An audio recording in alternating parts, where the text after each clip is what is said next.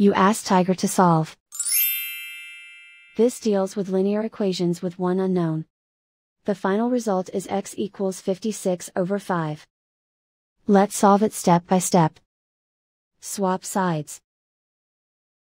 Isolate the x. Multiply both sides by 7. Group like terms.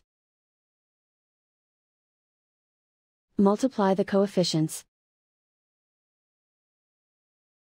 Simplify the fraction. Multiply the fractions. Simplify the arithmetic. And so the final result is x equals 56/5.